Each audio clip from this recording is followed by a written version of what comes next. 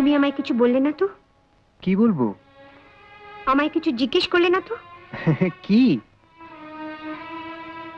ওই ছেলেটি কে? ও হ্যাঁ, তাও তো বটে। কে ও? ও দীপঙ্কর। তুমি আমার সঙ্গে চলো, ওর সঙ্গে আলাপ করবে। ও আচ্ছা আচ্ছা, বেশ তো, চলো। চলো, এসো এসো। দীপু, উনি তোমার সঙ্গে আলাপ করতে এসেছেন, আমার স্বামী। নমস্কার। নমস্কার নমস্কার, আপনি বসুন না, বসুন। ঠিক আছে ঠিক আছে, আপনি ব্যস্ত হবেন না। বুঝলেন দীপঙ্কর বাবু, ভগবানের ইচ্ছে না থাকলে না মানুষের কোনো আশাই মেটে না। নিশ্চয়ই। আর ঘন্টা 4-5 মধ্যে আমরা পুরী পৌঁছে যাব। হঠাৎ এক জায়গায় ট্রেনটা আটকে গেল, রেল লাইন জলে ডুবে শেষ পর্যন্ত ফিরে আসতে হলো। ইস, আসলে এই সময় বাইরে যাওয়া। সোনা, মা,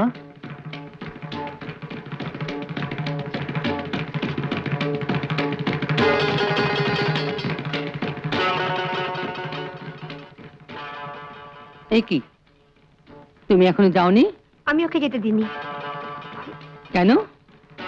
আমি আমি এক্ষুনি চলে যাচ্ছি। হ্যাঁ? আরে আরে দীপঙ্কর বাবু, আপনার সঙ্গে তো ভালো করে আলাপই করা হলো না। ওকে আর আটকে রেখো না সোনা, ওকে যেতে দাও।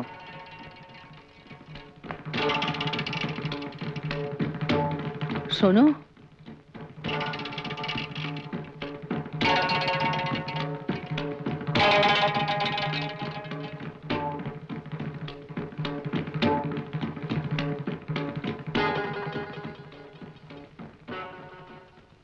দেখো বাপু, আমি মরছি আমার নিজের জ্বালায়, তুমি আর এর মধ্যে এসে আমার জ্বালা বাড়িও না। যাও, আর কোনো দিন এ বাড়িতে আসবে না।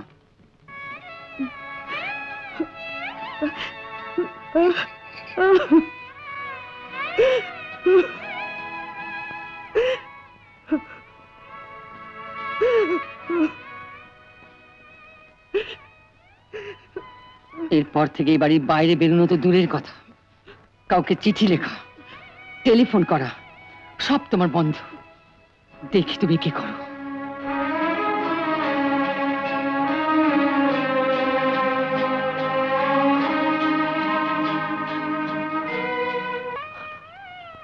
ওগো দাদু।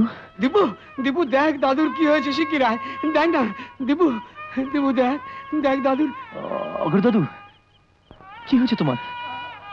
কথা বলছো না কেন? হ্যাঁ, কি হয়েছে অগর দাদু? কি হয়েছে তোমার? কথা বলছো না কেন? কথা বলো অগর দাদু।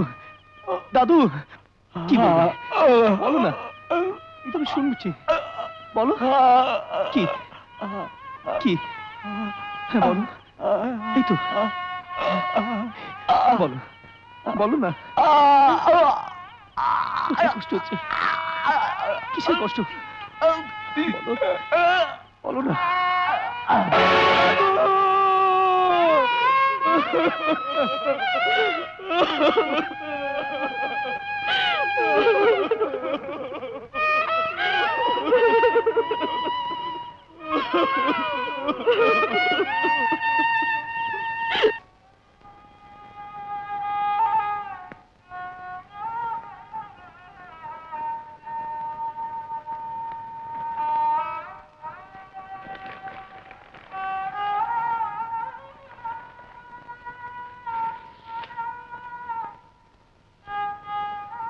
দীপু, তাহলে সত্যি এ বাড়ি ছেড়ে তুই চললি দীপু? হ্যাঁ চিঠিদা, অগর দাদু ছাড়া এ বাড়িতে আমি থাকতে পারবো না।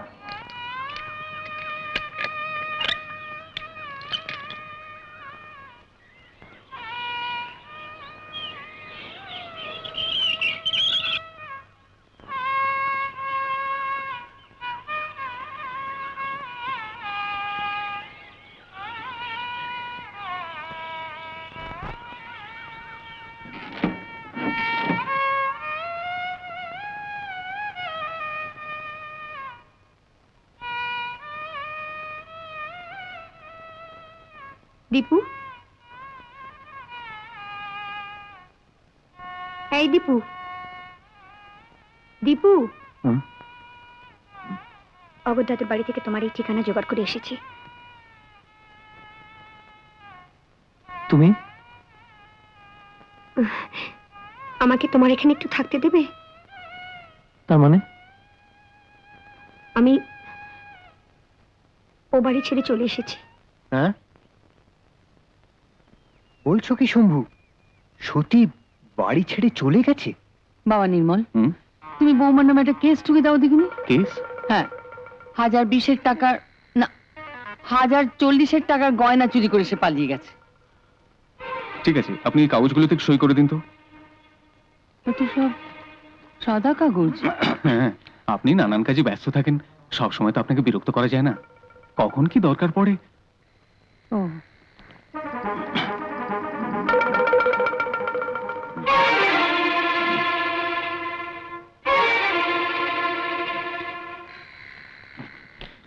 আমি তাহলে আসি মামনি। এসো। সাদা কাগজে ওইভাবে সই করা কি ঠিক হলো? সরকার বাবু, নির্মল আমার ছেলের মতো। আপনি তো জানেন ওকে আমি নিজের ছেলের চেয়েও বেশি বিশ্বাস করি। শ্বশুর বাড়ি ছেড়ে সত্যি তোর ওখানে গিয়ে উঠেছে, ভালো করেনি। তোর মা ওখানে থাকলে তবু না একটা কথা ছিল। মা কাশি থেকে কবে ফিরবে তারও কোনো ঠিক নেই। তুমি একবার চলো না লক্ষ্মীদি, সতীকে একটু বুঝিয়ে বলবে। আজ তো পারবো না রে দীপু, আজ যে ওকে নিয়ে ডাক্তারের কাছে যেতে হবে। এই ডাক্তারের ওষুধটা কি ভালো জানিস, ও এখন খুব ভালো আছে, দেখবি। এই বলে তো একে।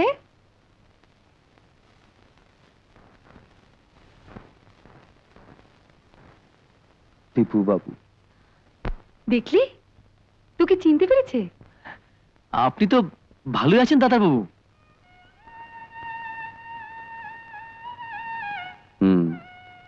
ভালোই আছি, তবে এতটা ভালো না থাকলেই বোধহয় ভালো হতো।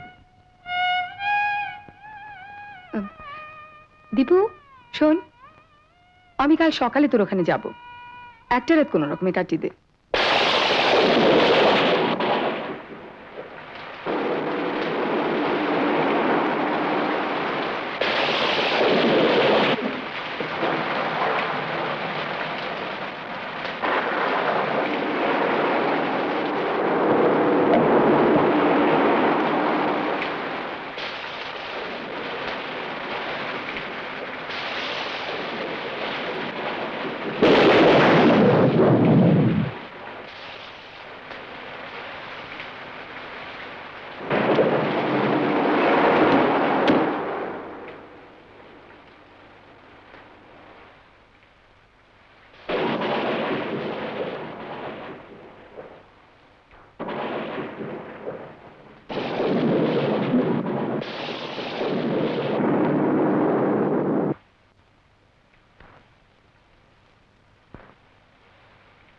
এখানে দাঁড়িয়ে কি করছো? কিছু না, ঘুমোনি? ঘুম আসছিল না। তো আমায় ডাকলে না কেন? দুজনে মিলে গল্প করে রাতটা কাটিয়ে দিতাম। আমাকে নিয়ে রাত জাগতে কলঙ্কের ভয় নেই তোমার? কলঙ্ক?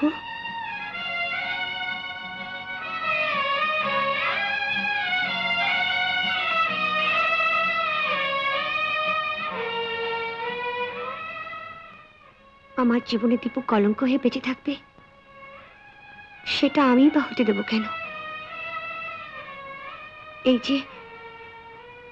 এই যে ঘর ছেড়ে তোমার কাছে ছুটে এসেছি, কেন জানো?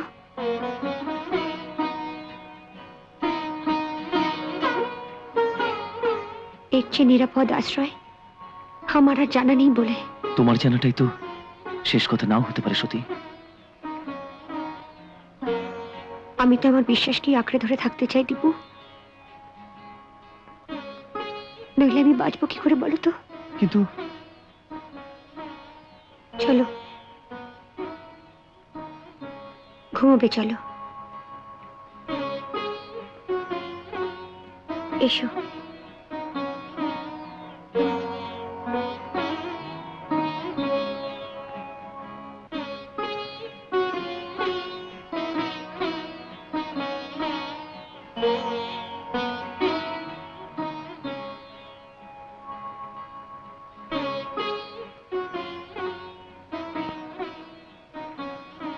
ঘুমিয়ে পড়ো দীপু।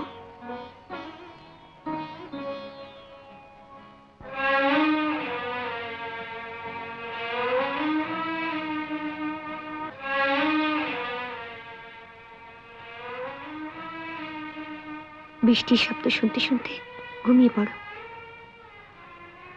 দেখবে কখন ভোর হয়ে গেছে।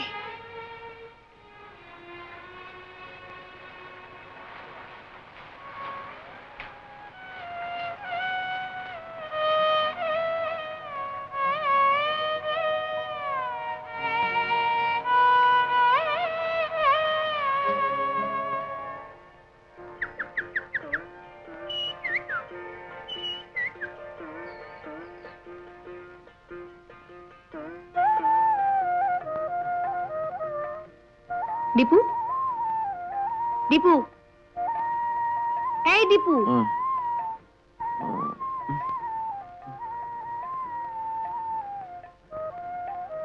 ঘুমে তো দেখছি তুমি কুম্ভকর্ণকেও হার মানাও। ওঠো, চা।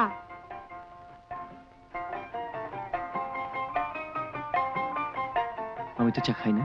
জানি আজ খাবে। দীপু, দিদি না? কই রে দীপু? এসেছো লক্ষ্মীদি? হ্যাঁ, সত্যি কোথায়? ওই তো, ওই ঘরে।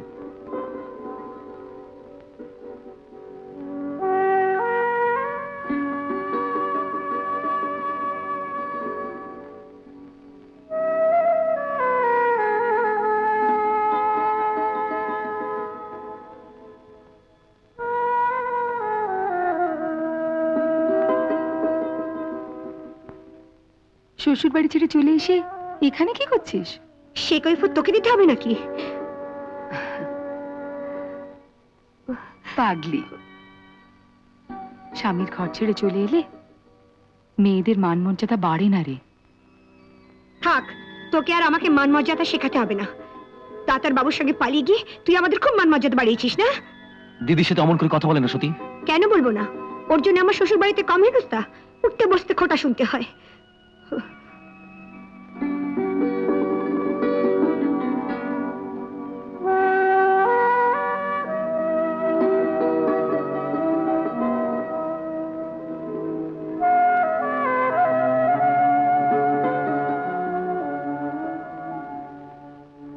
আমি জানি রে সতী, আমি বুঝি। আমি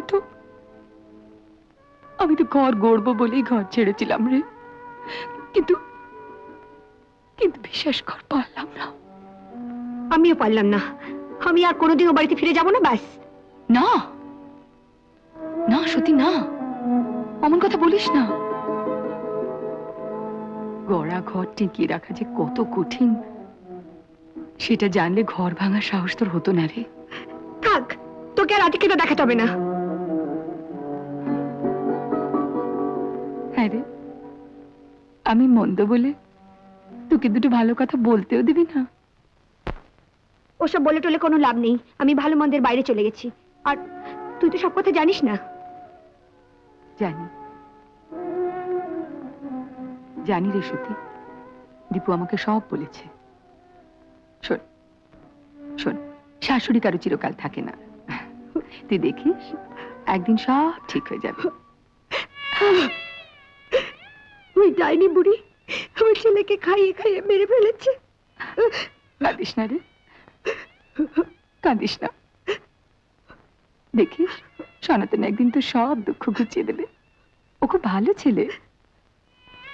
অত ভালো তো আমি চাইনি দিদি। আমি আমি দোষে গুণে ভরা একটা মানুষ চেয়েছিলাম। শালগ্রাম শিলা সিংহাসনে সাজিয়ে রেখে আমি কি করব?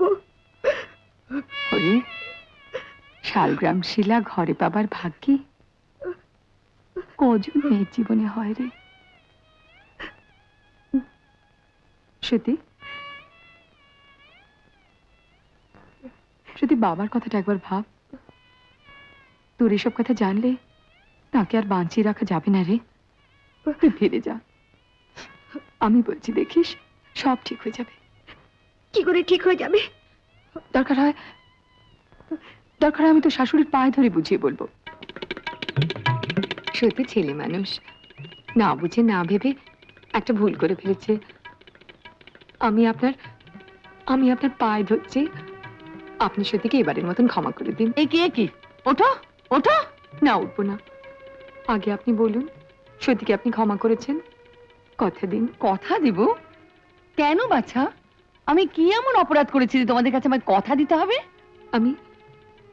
আমি ভিক্ষে চাইছি মামুনি, আপনি সত্যিকে আপনার পায়ে আশ্রয় দিন। পা আমারও তো সস্তা নয় বাছা, যে একটা নষ্ট মেয়েকে সেখানে আশ্রয় দেব। নষ্ট মেয়ে? এইসব কি বলছেন আপনি? ঠিকই বলছি। যে বউ তার শ্বশুর বাড়ি ভিটে ছেড়ে পালিয়ে গিয়ে ঘরের বাইরে রাত কাটায়, তাকে নষ্ট বলবো না তো কি সতী সাবিত্রী বলবো? মামুনি সত্যি ছেলে মানুষ, ও না বুঝে করে ফেলেছে। ইস, চোরের সাক্ষী গাঁট কাটা। কি বললেন? বলছি তোমার স্বভাব চরিত্রে জানতে তো কারো বাকি নেই। আমার বাড়িতে ঢুকে আমার সামনে দাঁড়িয়ে হাত পা নেড়ে কথা বলছো, এত সাহস তোমার হলো কোত্থেকে? তোমরা যদি এক্ষুনি এখান থেকে চলে না যাও। যাব, তার আগে আপনি সত্যিকে আপনার পায়ে আশ্রয় দিন। আপনি ওকে নিজের মনের মতন করে গড়ে পেটে নিন মা। কয়লাকে হাজার ধুলো সে সাদা হয় না বাছা। তাহলে আপনি ওকে শাস্তি দিন, যে শাস্তি আপনার প্রাণ চায় তাই দিন ওকে।